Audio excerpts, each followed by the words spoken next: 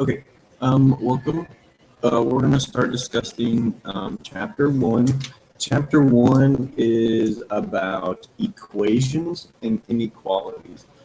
So chapter 1.1, where we're going to start, is about linear equations. And let's go ahead and define what a linear equation is. A linear equation is in the form ax plus b equals 0. Now, I want you to notice one specific thing here, and that is with, we also need to say a cannot equal 0, because if a is 0, then I don't have this term right here. We need to notice here this term right here. That term has an exponent of 1. Your variable has exponent of 1. That is what makes it linear. Okay, technically I don't have to have a b. I could just have x equals 0. That is linear. Anytime your variable has an exponent of 1, and that's the highest. Okay, if I have a variable with exponent of 2, that's no longer linear. Okay, if I have x squared plus 3x equals 0, that is not linear because my highest exponent, or my degree of this, is no longer 1. So we're only going to be working with first degree polynomials here. Okay, so if it has an exponent, if your variable has the highest exponent of 1, that makes it linear.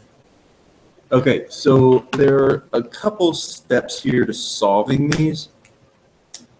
Okay, so step 1 would be to get rid of all parentheses or grouping. Okay, so we got to get rid of brackets, braces, parentheses, all that kind of stuff. Step 2 will be combine like terms on each side. Okay, so sometimes you're going to have x's on the left and the right, so we just want to worry about the left and right sides first. Step 3, you're going to move variable to one side and numbers to the other.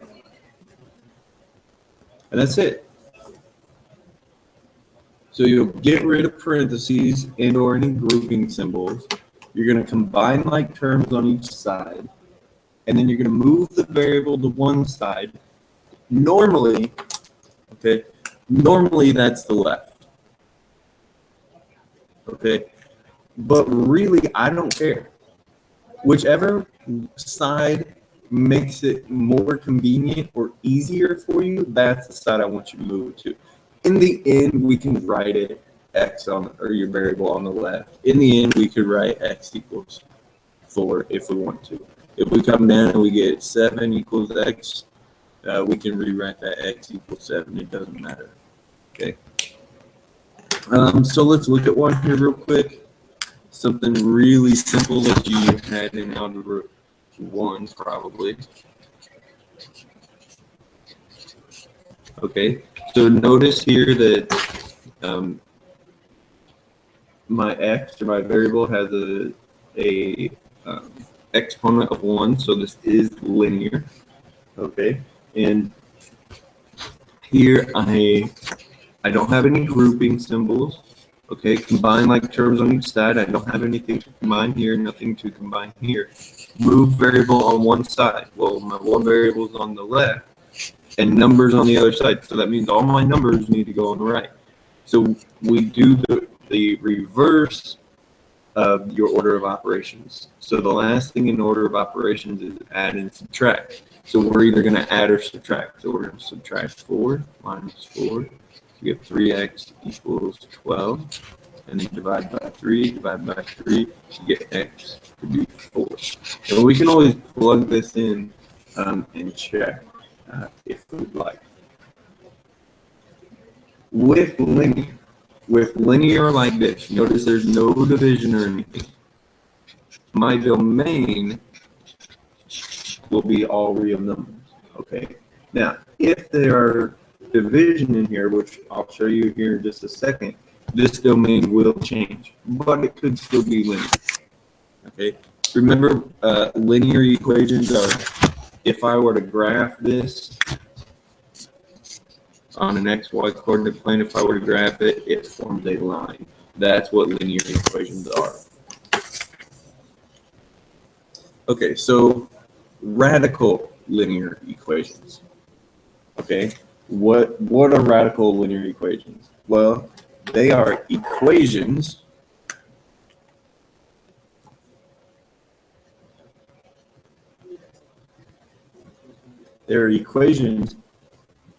with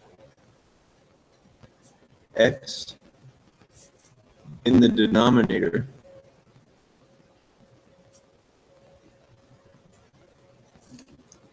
that reduce to linear equations.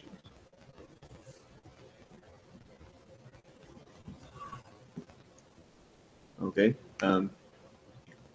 For example, and when I say x, it's any variable. So for example here, if I have something like this, 3 over y plus 2 equals 7 over 2y. That's a radical linear equation. Now you could have 1/3 x plus 2 equals 2/7 y, or x, sorry. Now that's just a linear equation. That's not radical because your variable is not in the denominator. The variable being in the denominator makes it a radical equation. Okay, so steps to solving these. Okay, so step 1, this one is really important. If you do not do this first, you're going to kind of mess up a little bit. So the first thing we want to do is state domain. Okay, gotta state that domain. Step 2 is also very important and different than anything you've really ever had. You're going to multiply entire equation by common denominator.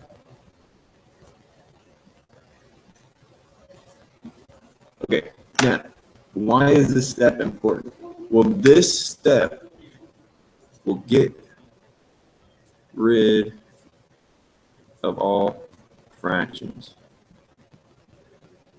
Okay, most people don't like to deal with fractions, so this step, super important, will get rid of all those fractions.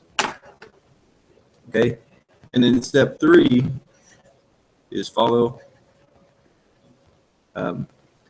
linear equation steps. Okay, so we only had 2 steps beforehand before we come to this. So you're going to do step 1 and 2. So state the domain multiplied by the common denominator, and then you're going to come back here, get rid of all your parentheses, combine like terms on each side, move your variable to one side. Okay, so for an example, quick example here, if I look at, let's look at something kind of basic here. Let's look at this.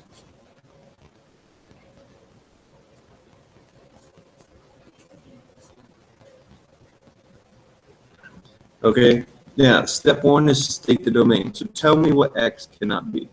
Well, looking at the denominator, we've done this before here. Looking at my denominator, I can't have 0 here. So a 2 makes that a 0, and a 2 makes that a 0. So that's it. Okay, I don't care about this x up here. Step 2 was to multiply the entire thing by your common denominator. So looking at your denominators, that one's over 1. So my common denominator looks like it's going to be x minus 2. Okay, so now this will get distributed into all three terms. Okay, so we'll say we'll have 2x times x minus 2 over x minus 2 minus 3x minus 2 equals, that was over 1, but it doesn't matter, minus 4 times x minus 2 over x minus 2. Now, you may notice here that these two cancel, and you're left with a 4. Here you have minus 3x minus 2. Here these cancel, and you're left with 2x. Now, we can skip this step right here. Okay? If we just notice here, well, x minus 2 is in the bottom, and it's going to be in the top. Those cancel. You could just write 2x.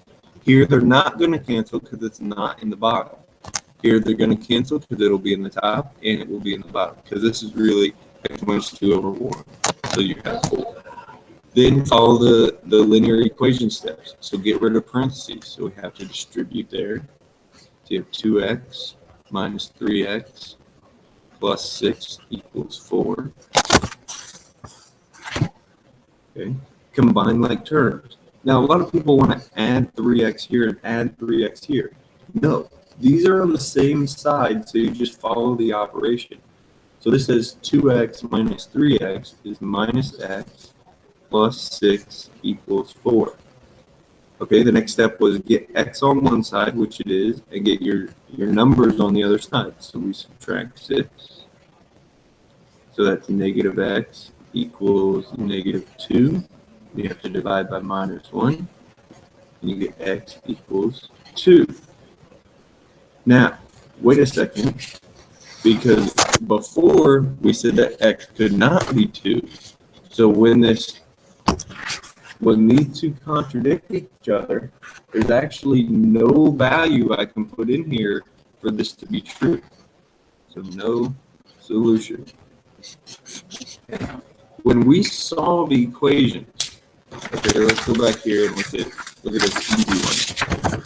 When we solve equations, okay, what we are finding is what value of this variable will make this sentence true. What value for x will give me 16 on this side and 16 on this side to make it true? Well, when I get something like this, x equals 2, but I get x cannot equal 2, okay, that means there's no possible solution. Also, if you get something like this, if you get 3 equals 0 in the end, that is also no solution. Because 0 does not equal 3, so there's nothing I can choose. If you get something like 0 equals 0, that is infinite solution.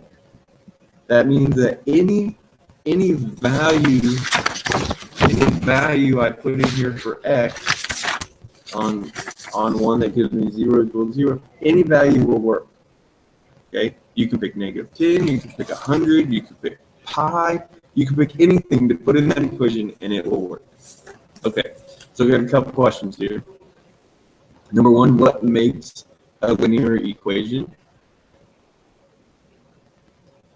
Number two, what are the steps in solving an equation? Let's go with radical linear equation. And step 3, I want you to solve this problem right here. Solve that problem. Okay, here are your suggested problems.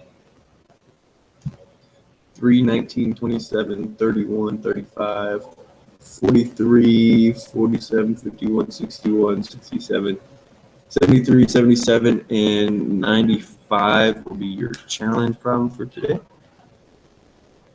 Okay, this is your stopping point. Make sure you bring these questions to class. Again, sometimes I grade them on right or wrong. Sometimes I grade them on participation.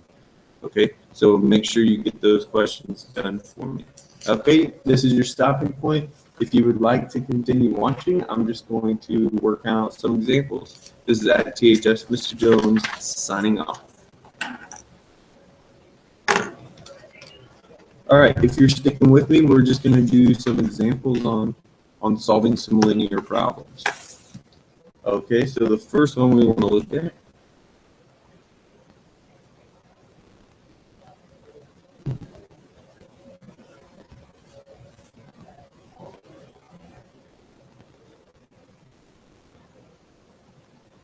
is that problem right there. So it's not a radical, no x's in the denominator, so we're just going to follow our 3 steps here. So step 1 is get rid of any parentheses. So we do that by distributing. So I have to distribute the negative. So you get 5x minus 7x plus 4 minus 2 equals 5 minus 3x minus 2. Okay, step 2 was combine like terms on each side. So here I have 5x minus 7x, that's minus 2x. 4 minus 2 is plus 2. I have negative 3x, and I have 5 minus 2, which is 3. Okay, now it says put x's to one side, put your numbers to one side, to the other. Now look here, I have a minus 2 and a minus 3. If I add 3x to both sides, that will give me a 1x over here, which is what I want. So if I move my letters to the left, all my numbers have to go to the right. So we'll subtract 2, and you get 1. So x equals 1 is your solution. We can always check this by plugging it back in to the original problem and checking it. Okay, so next example is 1 over 2p minus 5 equals 3 over 4p. Now, even though this isn't a radical linear equation because p is on the denominator, we can solve it the same way. So if I want to get rid of the fractions, we're going to take the whole thing and multiply it by the common denominator, which is 4. Okay. Then we'll take this 4 times each of the 3 terms in here. So we have 4 times a half is 2p. We have 5 times 4, which is 20. And we have 3/4 times p, which is 3p. Okay. Now, since p is already by itself on the right, we'll just subtract 2p. You get negative 20 equals p. And that is your answer. And I don't care if you have the variable on the right or the left. That does not matter to me. So those are pretty simple. Let's look at some radical problems here.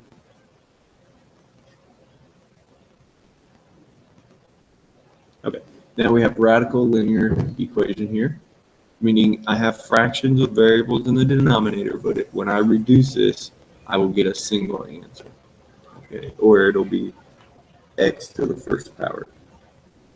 So the first thing I want to do is state the domain. So x cannot equal 0 here and 0 there, so x cannot be 0. Okay, then we will multiply the entire thing by our common denominator here. So it looks like I have a 2, a 3, an x, and a 3x. So my common denominator will be 6x. So we'll take that times all 4 in this case. Okay, so the way I read this is you have 6x divided by 3x.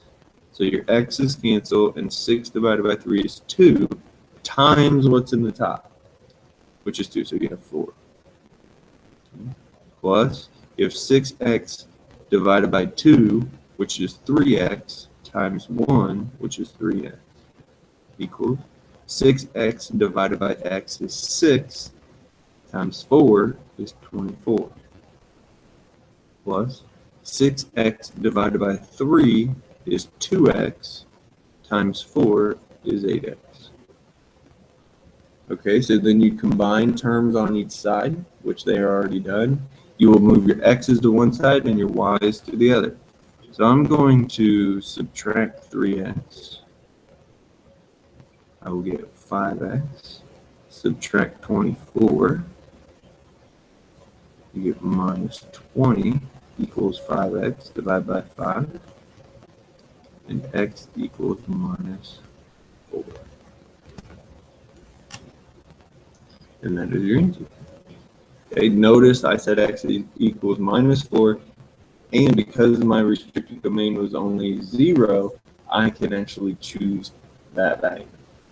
Okay, so if we look at this problem, 3x over x minus 1 plus 2 equals 3x minus 1. So my restricted domain is 1. I can't choose that number. Okay, we'll multiply the entire thing by my common denominator, which is x minus 1. Distribute into the 3 terms. So you have x minus 1 divided by x minus 1. Those cancel, and you're left with 3x. Nothing cancels here because it's over 1.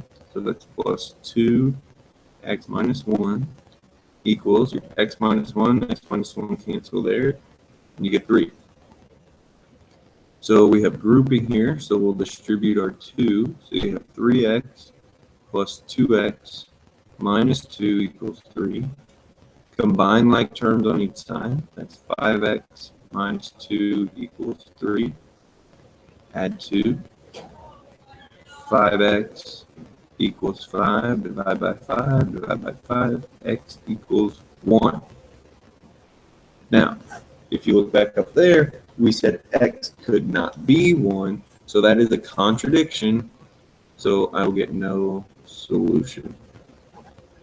Okay, so there's actually no value for x that you can put in, and it'll make it work.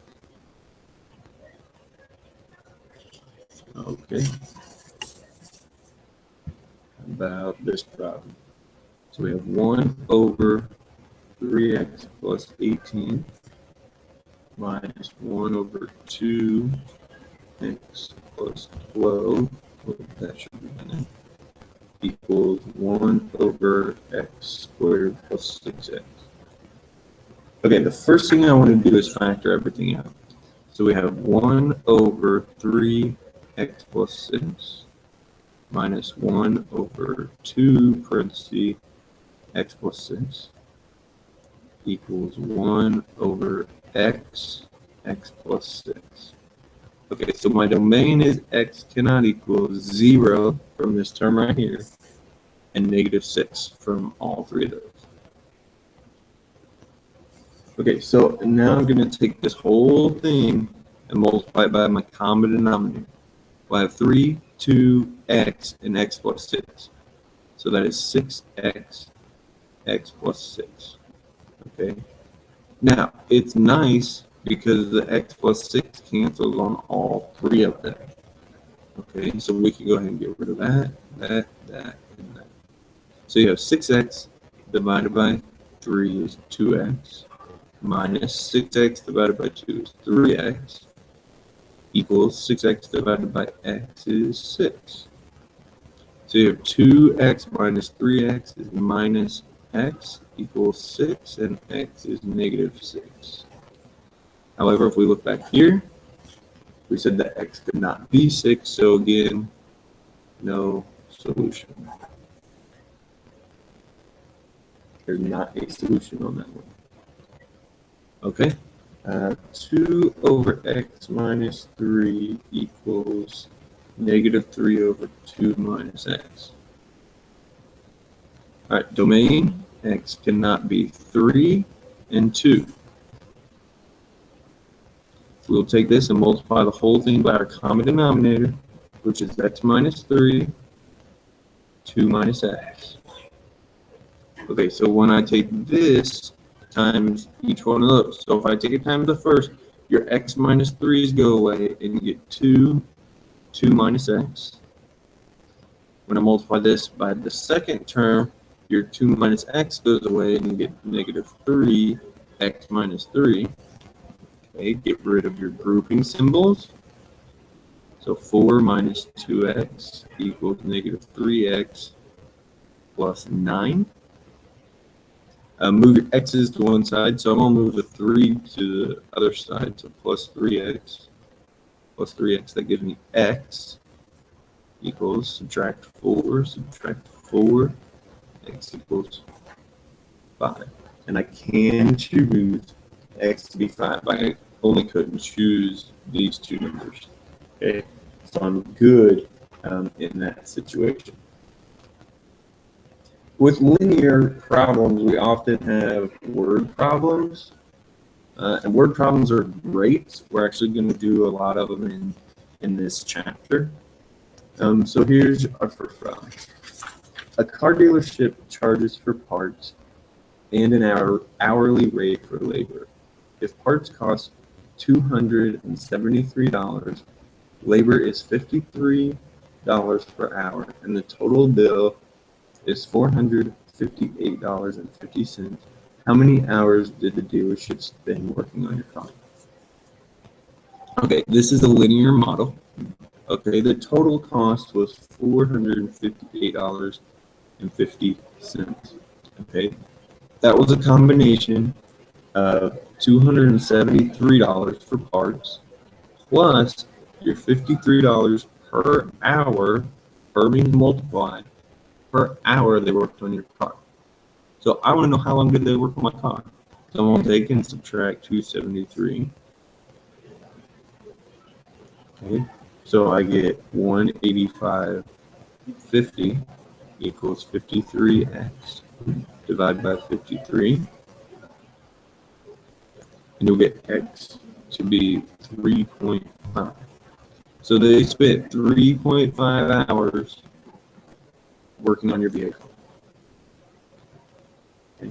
We can also figure out how much just in labor did we pay. So we'll take 3.5, plug it in there, and that will give you your answer, which 53. That'd be $185.50 just on labor. Okay. Sometimes, this is real life here, sometimes you will pay more in labor than the actual cost of the part. Okay. If there's something difficult to fix on the car, this can cost you a lot in labor. Okay, another word problem. Dayton currently has the following 3 test scores: 82, 79, and 90. If the score on the final exam is worth 2 test scores and his goal is to earn an 85 for his class average, what score in the final does Dane need to achieve the course goal? Okay, so we have 3 test scores right now. We have an 82, a 79, and a 90. Plus, his next test score counts twice. Okay, it counts twice because it says the final score is worth 2 test scores. So to find average, we're going to divide by 5 because there will be 5 total test scores, and he wants an 85% on his final. Okay, so the first thing we're going to do is multiply by 5, the whole thing. That's our common denominator. We can also add these together at the same time. So 82 plus 79 plus 90 is 251 plus 2x equals 425. Subtract 251. You get 2x to be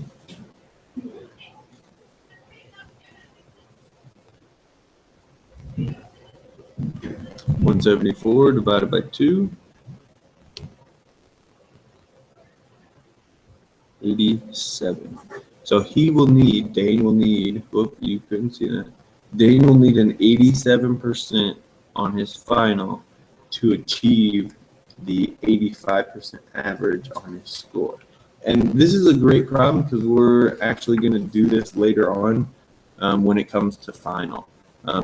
You'll figure out what you need on the final in my class to get a certain grade in the class. So again, here are your video questions. Here are your suggested problems. Go ahead and try them out and let me know if you have any questions. As always, this is at THS Mr. Jones signing off.